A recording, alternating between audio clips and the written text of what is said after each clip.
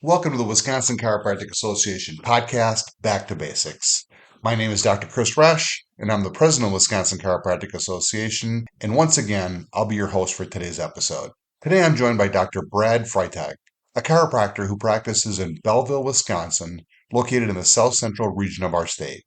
Dr. Brad graduated from Palmer College of Chiropractic in Davenport, Iowa in 2001 and now owns and operates Belleville Chiropractic and Wellness with his business partner, Dr. Makovec. Dr. Brad is a second generation chiropractor, the son of Dr. Terry Freitag, and he currently serves as a member of the Wisconsin Chiropractic Board of Directors representing the South Central District. In this episode, Dr. Brad shares the appreciation of learning from his father and the steps he took to open his own independent practice right out of school. I hope you enjoy my conversation with Dr. Brad Freitag.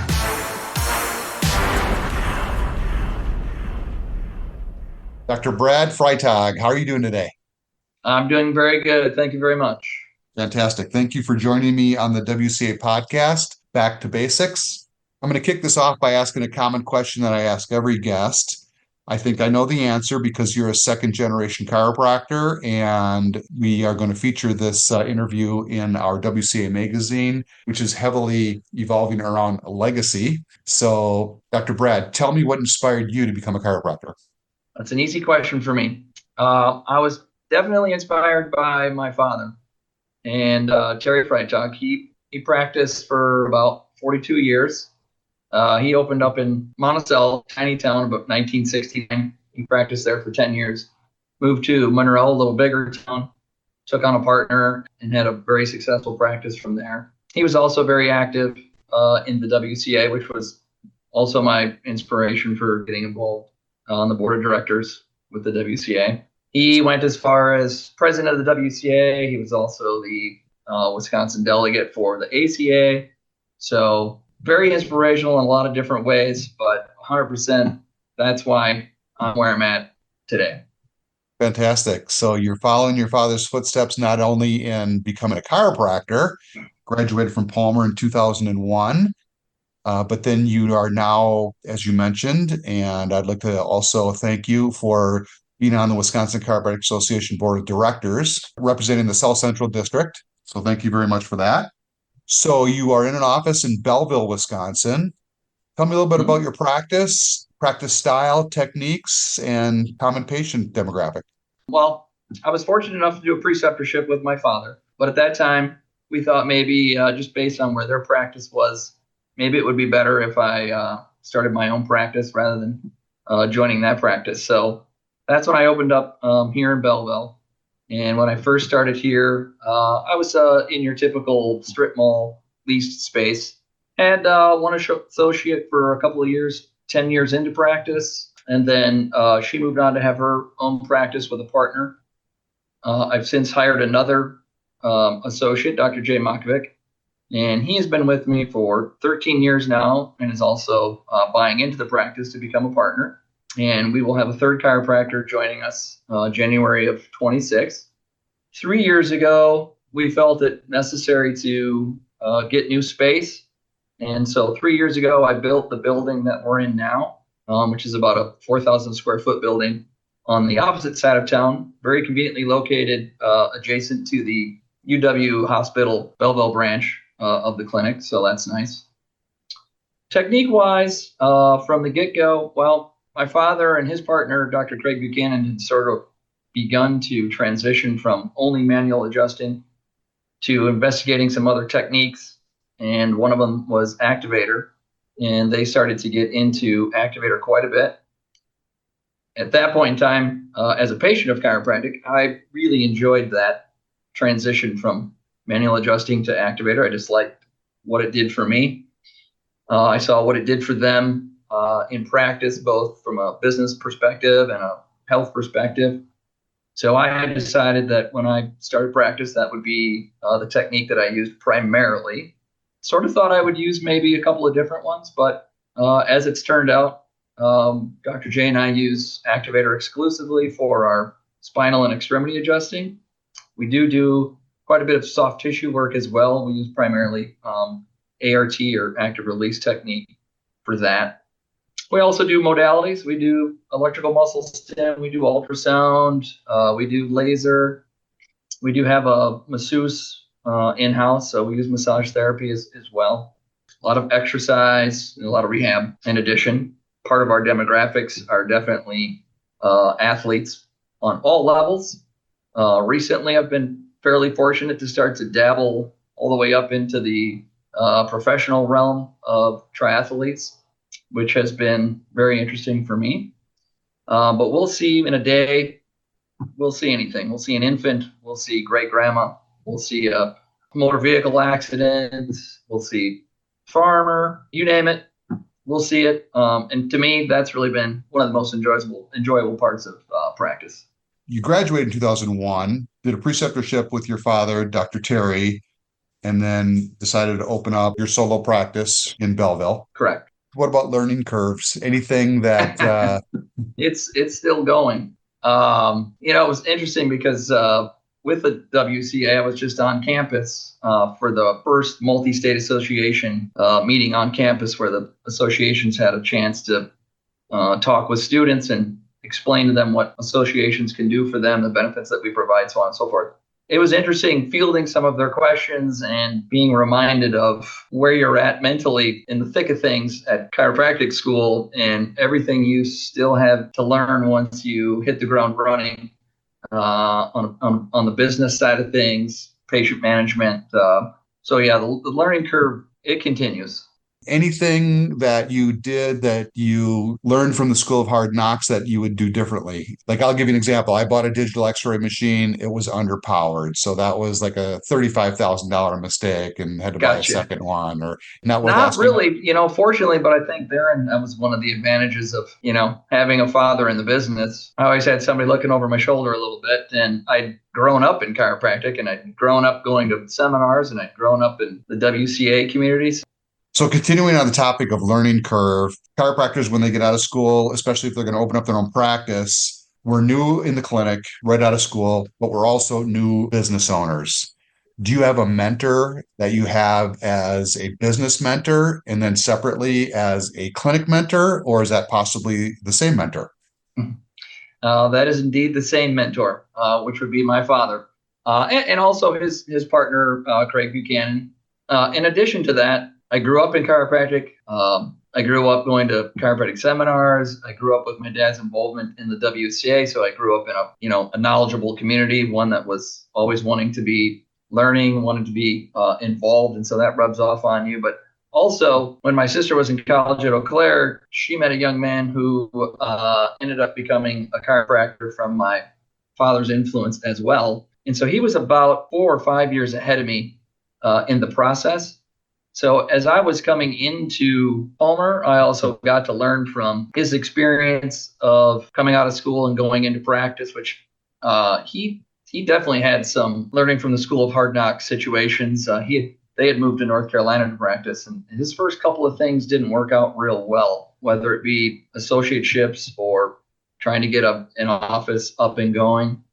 Ended up being hugely successful and has 2 awesome practices in North Carolina now. But so I got to learn from that, and then I always got to have my father looking over my shoulder a little bit, and so that was definitely a huge advantage on both sides of things, practice-wise and business-wise. So he gets all the credit.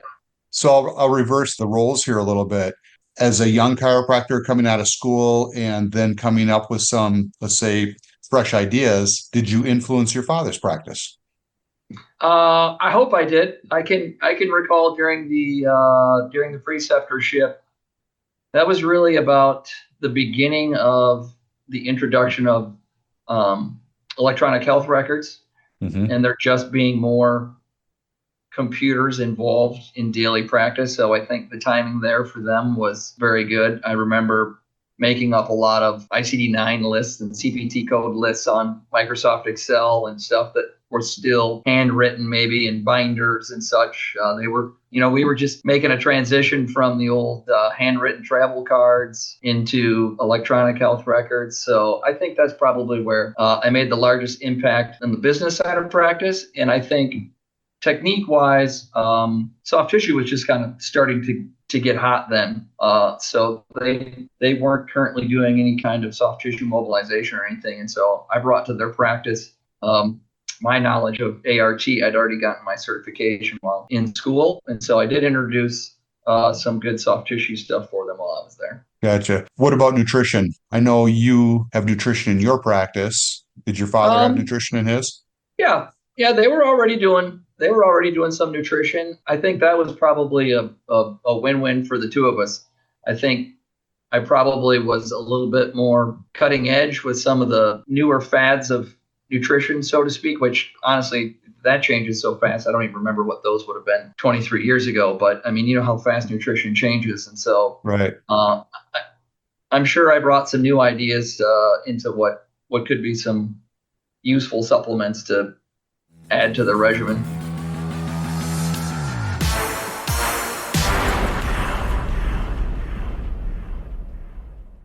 Hello, Wisconsin chiropractors. This is Dr. Chris Resch, president of the Wisconsin Chiropractic Association, and I want to talk to you directly about the role you can play in shaping legislation that strengthens Medicaid reimbursement for the Wisconsin chiropractic services we are trained and licensed to provide. Thanks to your past support, we've already made big strides, including securing equal reimbursement for exams and x-rays, now matching what medical doctors receive. We also received a significant increase in reimbursement for the chiropractic adjustment, a major win for our profession. But we're not done yet.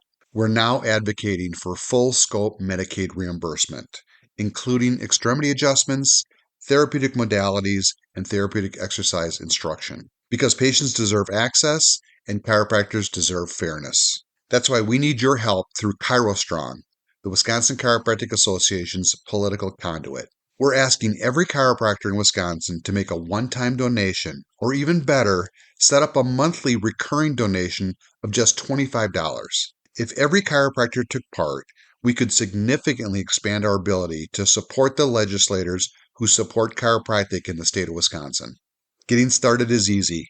You can call the WCA office directly at 608-256-7023 or visit the WCA website. Click on Government Affairs, then click on ChiroStrong. Let's make our voice stronger. Let's make our future brighter. Let's stand ChiroStrong together.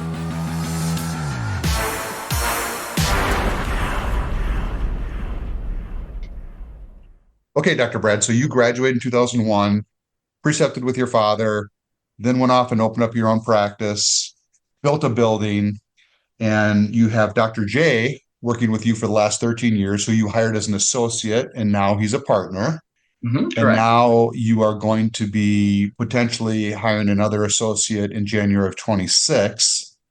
So talk to me a little bit about your metrics of looking for an associate, even from the vantage point of a young chiropractor that could be listening to this podcast, and how they should prepare to interview to become an associate in chiropractic. What are you looking for, and what should an associate strive to represent? There's a lot of parts to that question. My experience in looking to hire an additional associate, I will say what was most surprising to me in that experience was the difficulty in finding students, or I should say gaining access to the students, and knowing what portals of entry for young doctors that were maybe associates somewhere else looking for different opportunities, or young doctors who hadn't yet decided exactly where they were going to practice.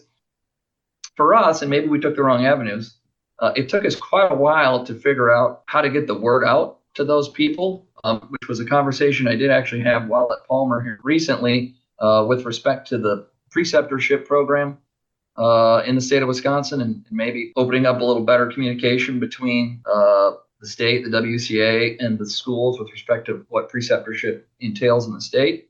The avenues that we mostly pursued were trying to get on the classified boards of colleges, state associations. We employed Indeed. We were getting to a point, because I had been looking for about a year, we were getting to the point where we had considered involving recruiters, but I just couldn't get past the cost of what that was going to be, knowing that we were probably close to getting a hold of an associate, just hadn't quite figured it out yet. And Right. we had time. I think as far as what or how best an associate maybe would prepare or present to an employee doctor in the field is understanding that you've worked really hard and you have a great education, and even if you've been out of school a couple of years, that's still a very minimal amount of experience, and that there is very much left to be learned yet, even in the practice side of things, but especially on the business side of things. And I think there's great opportunity from those of us who have been in the field and are established, looking to hire these young docs, what we can provide for them and mentor them. And I probably interviewed more than a dozen, and one of the feels I got from some of them were that once they were out of school and had a couple of years of experience, they really felt like they were really bringing a lot to the table. And our offer was, I thought, very, very lucrative for any young doctor. But I felt like too many of them were tied up into what they already thought they were worth pay-wise, and their focus on financials, and there really didn't seem to be, with some of them, enough of a desire to continue to learn and a realization of everything that there was still to be learned. And so some of the more attractive interviews that we had were with those young docs who had come to that realization that, yes, they had worked really hard, they had achieved some great accomplishments, but there was still an awful lot to be learned. They wanted to learn it, and they were looking to be mentored and accept more learning, I guess, for lack of a better term. So coming in with a little bit of experience helps, but the willingness to learn and adapt is what I'm hearing. For sure. And for at least me personally, I really wanted to get a sense that this person was into it for the patients. I mean, I understand that everybody needs to make a good living. Every business needs to be profitable. We can never forget that. But I really wanted somebody who was driven by a desire to help people be the best they could be utilizing chiropractic care. Gotcha. Do you have any favorite cases out there? Any scenarios of patient stories that would be interesting? I have one. This gentleman's probably come into the office now almost 20 years. I was probably only in practice for about 2 years when this happened. And because of that, I still had some free time some days. And so I was actually out at the front desk at our strip mall place this afternoon, and it was full of windows. And this car pulls up, and this guy gets out of this car, which takes him about 15 minutes. And he is leaning on his car the whole way till he gets to the end of his hood. And you could tell he's trying to figure out how he's going to get from the end of his hood up onto the sidewalk to my front door, because this guy is struggling to walk. Not necessarily from pain. He's not like grimacing in terrible pain. It's almost like somebody stuck somebody else's legs on him. He couldn't quite control his legs, and this guy is struggling to walk. He gets into the office. He had been everywhere. He had been checked out neurologically. He had seen umpteen specialists. Nobody really knew what was going on with this guy. He hadn't yet tried chiropractic. And I actually don't even recall how he actually got my name from a local farmer. He was working in the ag industry at the time. Anywho, long story short, I would say 6 to 10 adjustments later, he is walking like a regular human being, and he has never forgotten it. He has over time actually moved further and further away, still continues to drive to the practice over an hour, never misses a routine adjustment. He's sent in, tons of people. He's just one of your gold star patients. But I had no idea what was about to happen that day. So you saw him all the way from the time he tried to get out of his car up until 20 years later now, and he's referring patients, and a great outcome and a great success story. That's awesome. Dr. Brad, do you have any practice building suggestions for our young chiropractors out there? I do, and this one comes from having done those interviews of associates and from having recently been on campus. The vibe I get is people are reluctant to want to spend time, put in a lot of time. Everybody's looking to right away jump into this 3 days of practice, or no long nights, or no weekends. which I understand. I mean, it isn't ideal when you're at an age where you're also trying to start a family and such. But for me, I mean, you have to be involved in your community, and that's just going to take time. You need to be involved in the chamber. You could be on the village board. You can be involved with the schools, with school athletics. I mean, whatever it is, you can find your niche that doesn't make it seem like work. But you need to be willing to put in time outside of your practice so that people can start to put a personality with the name or the face. They need to know who you are, what you're about. And once they do, then the practice will build itself. But if you don't do those things, then you're just a name. And if there's somebody else out there near you putting in the time, that's who's going to get the patients. I like that. Community involvement that doesn't seem like work, and your practice will build itself. That's awesome. All right, Brad, change the topic up a little bit here. Other than your father, give me someone or something that has inspired you in practice. So this will be one of many, but this is a big one. There is I would call him a success coach. His name is Darren Hardy. And he's global, huge. His favorite client is someone that desires peak performance, both in business and in your person, being the best human you can be, the best you that you can be. And he had a particular program that my partner, Dr. J, and I took together called Hero's Journey. And that program is particularly great for this episode being linked with legacy, because part of Hero's Journey, Jay and I found to be particularly useful in practice was the importance of legacy, and how, currently, even in the workforce, we've got multiple generations of people that all learn different, hear different, speak different.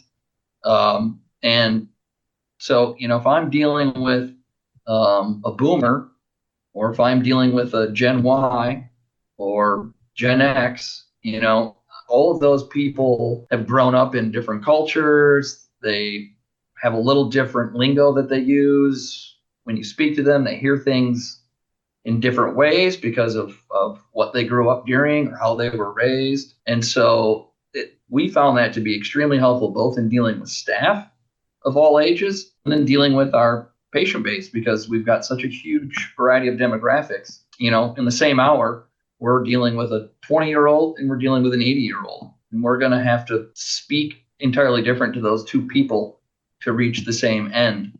And there's a bunch of other fabulous stuff in that Hero's Journey program, but that one just sort of links nicely with the whole legacy theme. Very cool. So success mentor Darren Hardy in the program called Hero's Journey. Mm-hmm. It's a good one. Nice. Okay, Dr. Brad, next up, 23 years in practice. What do you know now that you wish you knew then?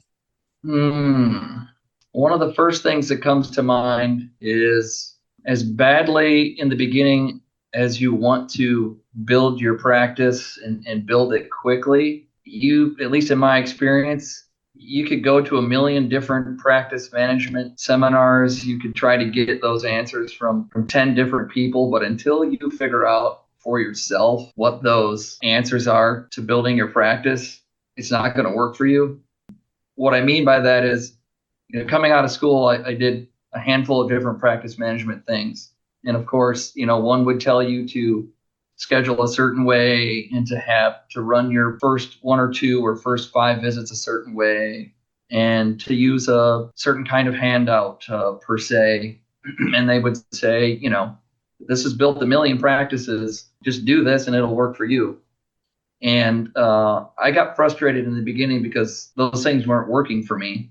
And all I needed to do was take all that with a grain of salt, absorb that knowledge, but then apply it to what felt the best to me and made the most sense to me, so that when I was saying those things or giving those things to my patient, it was authentic and not me just trying to regurgitate something from somebody else because they told me it would work. Does that make sense? It does. I really like the word authentic. I was going to say, so I guess ultimately the 23 years in practice tells the first year in practice me to trust yourself. You've got a great education. You've put in the work. Just be authentic. I feel like this profession finds you. And so if you find yourself here, you're meant to be here. Find your reasons and trust them. And the more authentic you are with your patients, the more they're going to feel that, and the quicker your practice is going to grow. I think that's great advice. I think it goes really well with something I was taught early on, and I continue to teach it to every new employee, every new chiropractor, every new physical therapist that comes into our office. And I say it's the R word, and I ask them to guess the R word, and they eventually get it right. Some right away, some it takes a little bit, but the R word in our office is called relationships. If you can Yep, develop relationships, one, it will pay off later. But two, it makes your day-to-day job so much better. I mean, it's so 100%. great to develop a relationship with the patients that you're helping and the people you're working with. It just makes the working experience so much more beneficial. Exactly. My sort of cliche motto around here that I've always used, that Dr. J still feeds back to me sometimes, is if you take care of your patients, the rest will take care of itself. Good stuff. Fantastic.